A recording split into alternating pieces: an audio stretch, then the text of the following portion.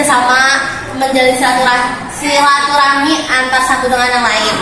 Terus IO juga menurut saya menarik karena kita bisa belajar mengorganisasikan acara dengan merancang acara, lalu menyusun acara dan lain-lain. Kalau aku sendiri kenapa milih bidang IO? Karena mungkin untuk melatih jiwa kewirausahaan, juga untuk bekerja sama dan belajar bertanggung jawab atas sebuah hal yang saya lakukan. Dengan memilih IO, saya bisa lebih belajar lagi tentang cara memanage waktu. Dengan memilih IO, saya bisa lebih belajar menjadi pemimpin, tanggung jawab. Kenapa memilih IO?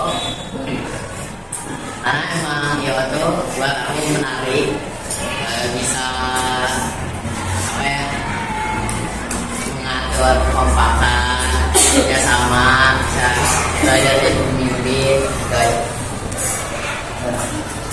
Nah, pertanyaan ketiga, apa saja tugas dari IO? Tugas dari IO yang tadi saya bilang, IO itu yang pertama tuh merancang acara.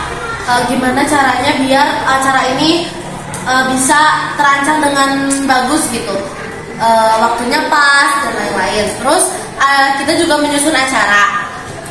Yang selanjutnya kita ada satu seksi yang mengurus di lapangan gitu. Jadi kalau misalkan ada masalah dan lain-lain, mereka bisa menangani.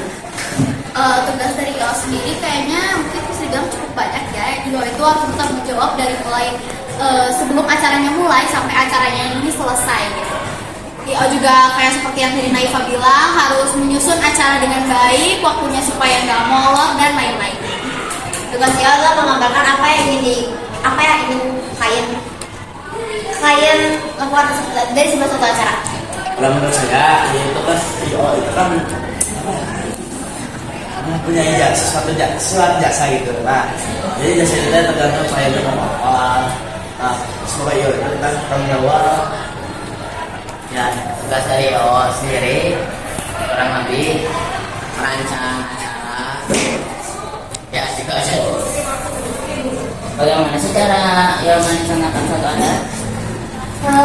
Biasanya IO itu merencanakan suatu acara tuh kita lihat dulu apa yang klien mau, kita turutin dulu. Kalau misalkan waktunya memang kurang, bisa diisi dengan ice breaking yang IO sediakan. Lalu IO juga berusaha biar kita tuh merencanakan dan merancang acara tuh sesuai yang klien inginkan, dan waktu yang kita susun, waktu yang kita rencanakan juga tepat dengan apa yang kita inginkan. Gimana caranya? Jelas dengan diskusi sama tim, lalu kita juga harus kerja sama dan harus banyak komunikasi sama kliennya sih. Kalau aku melakukan riset yang lebih lanjut sehingga kita bisa mewujudkan apa yang klien inginkan. Kalau menurut saya sih, teman-teman kliennya mau apa dulu. Nanti IO-nya tuh diskusi dulu sama timnya, baru kliennya gitu coba. Bentar, lupa soalnya apa? Saja yang membuat acara IO.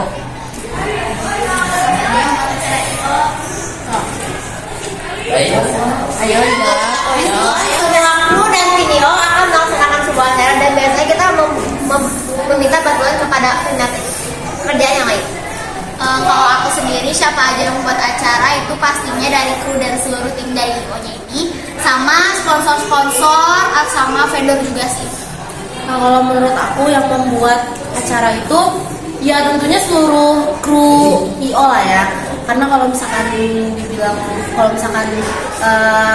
pasti di semua bidang juga, kalau misalkan ditanya siapa yang membuatnya, pasti semuanya, nggak mungkin cuma beberapa bidang doang. Menurut saya sih sama seperti yang lain. Jadi semuanya membuat. ya kalau dari juga pastinya semua kru tuh bakal kerja ngerancangin semua caranya gitu dari bidang. Saya selanjutnya, di mana Anda menyerahkan acara? Kalau untuk biasanya acara itu gimana kliennya mau acaranya ada di mana. Cuma kalau untuk kelas peminatan sekarang, acara yang mau kita buat itu di Teknopark sama di sekolah. Karena seperti